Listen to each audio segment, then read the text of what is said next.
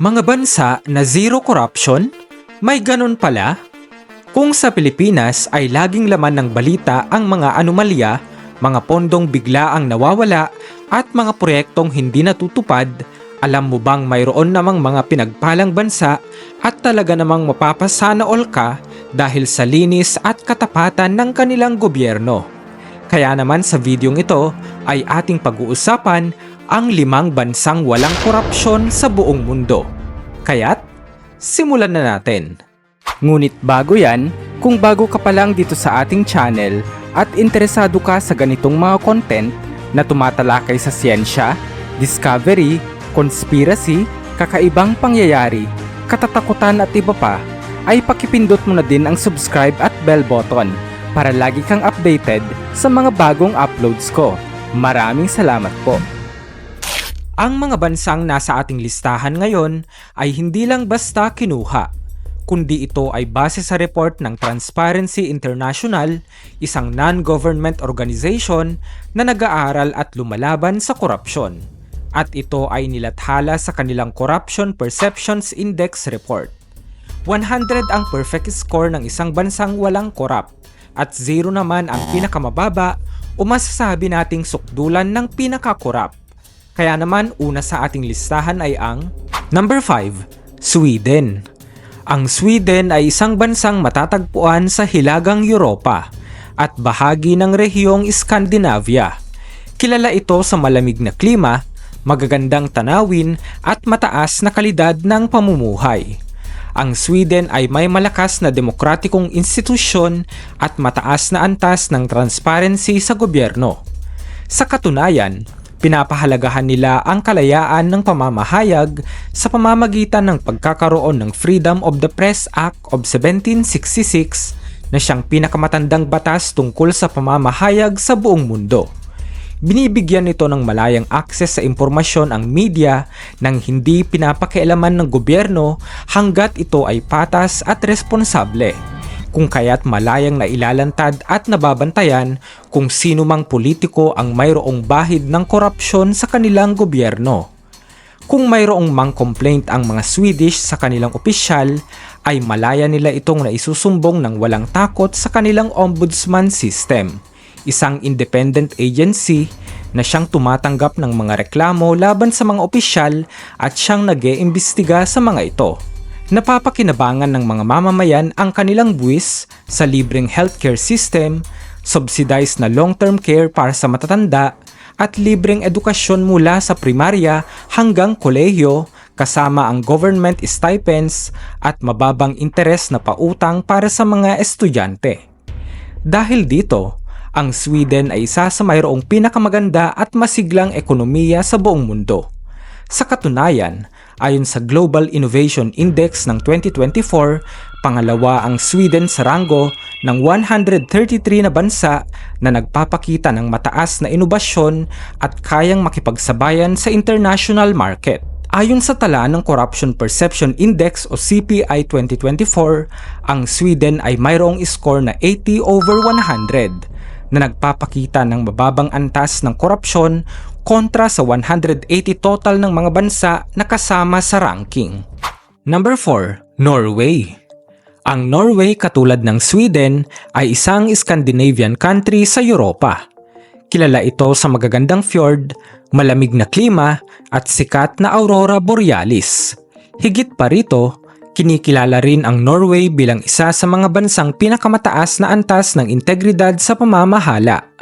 Sa katunayan, nakakuha ito ng 81 over 100 sa Corruption Perception Index o CPI noong 2024, mas mataas ng 1 puntos kaysa Sweden.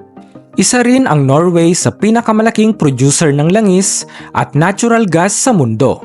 Matapos matuklasan ang malaking deposito ng langis sa North Sea noong 1960s, hindi naging gahaman ang kanilang gobyerno. Sa halip, itinatag nila ang Government Pension Fund Global o GPFG upang matiyak na ang yamang ito ay mapapakinabangan ng buong bansa sa mahabang panahon. Pinamamahalaan ng Norges Bank Investment Management ang pondo mula sa langis at ito ay ini-invest sa iba't ibang asset sa buong mundo upang mapanatili ang pangmatagalang katatagan ng kanilang ekonomiya. Dahil dito, epektibong nakokontrol ng Norway ang epekto ng inflation kaya't nananatiling abot kaya ang presyo ng mga bilihin. Bukod dito, ipinagmamalaki din ng Norway ang mataas na antas ng transparency sa kanilang pamahalaan, lalo na sa paghawak ng pondo mula sa langis. Sa pamamagitan ng kanilang multi-party parliamentary system, aktibong nakikilahok ang publiko sa mahalagang desisyon sa ekonomiya. Isa sa mga inisyatibong ito ay ang Future Panel, kung saan noong November 2024, 66 na kinatawan mula sa iba't ibang sektor ng lipunan ang inimbitahan upang pag-usapan at magbigay ng rekomendasyon kung paano dapat gamitin ng bansa ang kita mula sa langis para sa patuloy na pag-unlad ng Norway. Number 3. New Zealand. Isang island country sa Oceania, ang bansang New Zealand ay kilala naman sa kamanghamanghang tanawin, mayamang biodiversity at progresibong ekonomiya nito. Bukod sa natural na kagandahan nito, kinikilala rin ang New Zealand bilang isa sa mga bansang may pinakamataas na antas ng integridad sa gobyerno. Ayon sa Corruption Perception Index 2024, nakakuha ito ng 83 over 100 na nagpapakita ng mababang antas ng katiwalian sa kanilang pamahalaan. Isa sa mga pangunahing dahilan ng transparency sa bansa ay ang kanilang strong democratic institutions at independent judiciary.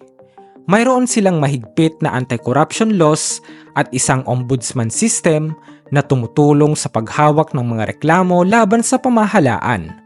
Ang kanilang Official Information Act o OIA ay nagbibigay ng access sa publiko sa mahalagang dokumento ng gobyerno na nagpapalakas ng tiwala sa kanilang sistema. Bukod dito, ang New Zealand ay may matatag na ekonomiya na suportado ng agriculture, tourism at technology industries. Dahil sa maayos nilang pamamahala ng resources, mataas ang kalidad ng buhay ng kanilang mamamayan. Mayroon silang libreng healthcare system, pati na rin ang libreng edukasyon hanggang sekundarya at government-subsidized tertiary education. Dagdag pa rito, kilala rin ang bansa sa mataas na antas ng kaligtasan at kalidad ng pamumuhay. Dahilan kung bakit isa ito sa mga bansang may pinakamataas na ranking sa Global Peace Index. Bago tayo magpatuloy sa number 2, ano sa tingin mo ang ugat ng korupsyon? I-comment mo naman sa baba para malaman namin. Number 2. Finland. Ang Finland ay isang bansang matatagpuan rin sa Hilagang Europa at bahagi ng rehiyong Nordic. Kilala ito sa world-class na edukasyon, mataas na kalidad ng pamumuhay at isa sa mga bansang may pinakamababang antas ng korupsyon sa mundo at may magandang score na 84 over 100 sa Corruption Perception Index noong 2024. Isa sa mga pangunahing dahilan ng kanilang mababang antas ng katiwalian ay ang matatag na independent na democratic institutions. Mahigpit ang kanilang anti-corruption laws at may malaya at maaasahang judiciary system. Ang kanilang gobyerno ay bukas sa publiko at ang Freedom of Information Act ay nagbibigay ng access sa mahalagang pampublikong dokumento na lalong nagpapalakas sa transparency. Kilala rin ang Finland sa highly efficient welfare system na sumusuporta sa mga tao mula sa libreng healthcare, edukasyon mula sa primarya hanggang kolehiyo at generous parental benefits. Ang kanilang edukasyon ay patuloy na nangunguna sa mga pandaigdigang ranking sapagkat kahit 5 to 6 hours lamang ang pasok ng mga estudyante ay nakafocus sila sa creativity at critical thinking ng mga mag-aaral. Bukod dito, may matatag na ekonomiya ang Finland na pinalalakas ng technology, manufacturing at sustainable energy sectors. Tahanan din ito ng malalaking kumpanya gaya ng Nokia at ang mga world-class innovations sa digital at green technology. Dagdag pa rito, kinikilala rin ang Finland bilang isa sa pinakamasayang bansa sa mundo batay sa World Happiness Report. Dahil sa kanilang epektibong governance, mababang antas ng inequality at balanseng pamumuhay, Ang kanilang modelo ng pamamahala ay patunay na posible ang isang progresibo at tapat na gobyerno na tunay na nagsisilbi sa kapakanan ng mga mamamayan. Number 1. Denmark. Ang Denmark ay kinikilala bilang isa sa mga bansang may pinakamataas na transparency at integridad sa pamahalaan. Sa Corruption Perception Index, nakakuha ito ng 90/100 na score na siyang patunay ng mababang antas ng katiwalian. Malaking bahagi nito ay dahil sa kanilang bukas at epektibong gobyerno kung saan may malayang akses ang publiko sa pampublikong impormasyon at maayos ang pagpapatupad ng batas laban sa korupsyon. Ang Denmark ay may mahigpit na anti-corruption laws kabilang ang Danish Penal Code na may mabibigat na parusa sa bribery at ang Whistleblower Protection Act na nagbibigay ng proteksyon sa mga nagsisiwalat ng katiwalian. Bukod dito, ang kanilang ombudsman system at independent judiciary ay nagsisiguro ng patas at epektibong investigasyon sa mga opisyal na lumalabag sa batas. Bukod sa mahusay na pamamahala, ang Denmark ay may matibay na welfare system na nagbibigay ng libreng healthcare at edukasyon, pati na rin ng mga benepisyo para sa mga nawalan ng trabaho at mga magulang na may bagong silang na anak. Mayroon ding strict public procurement rules at financial disclosure requirements para sa mga opisyal ng gobyerno upang maiwasan ang conflict of interest at katiwalian sa mga kontrata ng gobyerno. Dahil sa mga ito, nagiging epektibo ang kanilang transparency measures at lalong tumataas ang tiwala ng mamamayan sa kanilang sistema. Sa larangan ng ekonomiya, nangunguna ang Denmark sa renewable energy, technology at maritime industries. Isa ito sa mga global leaders sa wind power na bahagi ng kanilang pangako sa sustainability at malinis na enerhiya. Ang kanilang matatag at environment-friendly na ekonomiya ay patunay ng kanilang inobasyon at epektibong paggamit ng natural resources. Sa pangkalahatan, ang Denmark ay hindi lamang isang bansang kilala sa transparency, kundi isa ring modelo ng progresibong pamamahala, balanseng ekonomiya at mataas na antas ng kasiyahan ng mga tao. Ang kanilang matagumpay na anti-corruption strategies tulad ng Freedom of Information Act, ethics training for public officials at strong political accountability ay patunay na posibleng magkaroon ng isang gobyernong tapat, epektibo at tunay na nagsisilbi sa kapakanan ng lahat. Ikaw kaibigan, sa mga bansang nasa ating listahan, kung bibigyan ka ng pagkakataon, saan mo gustong tumira at bakit? I-comment mo naman sa baba para malaman namin. Muli, this is Bright Owl PH and see you on my next video. Peace out.